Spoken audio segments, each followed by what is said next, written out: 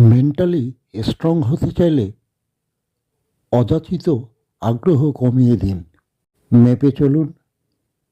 কেউ যদি বলে বেশি কথা বলে, তবে তার সাথে কথা বলা কমিয়ে দিন।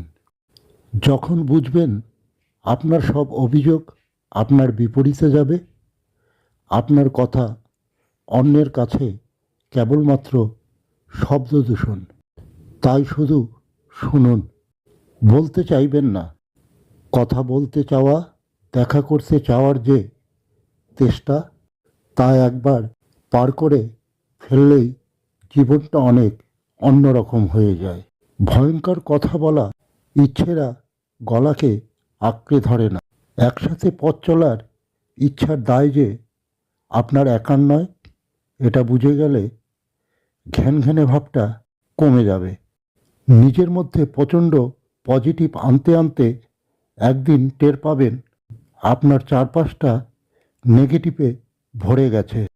পজিটিভ মানুষ যেমন দেখতে সুন্দর, তেমনই তার স্ট্রাগল বেশি।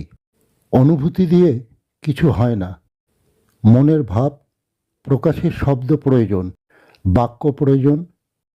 ছোটবেলার পড়াটা এইবার আয়ত্ত করে নিন।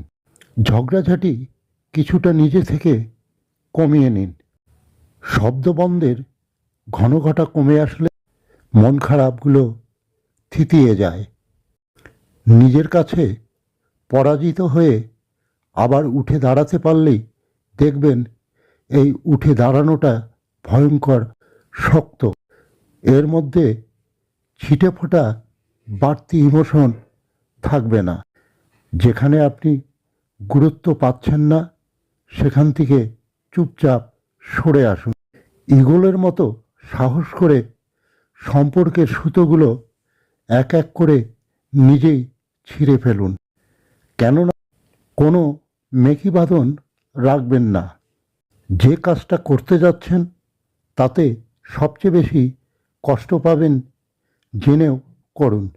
নিজের শান্তি বজায় রাখার জন্য এক প্রকার মরিয়া হয়ে উঠুন।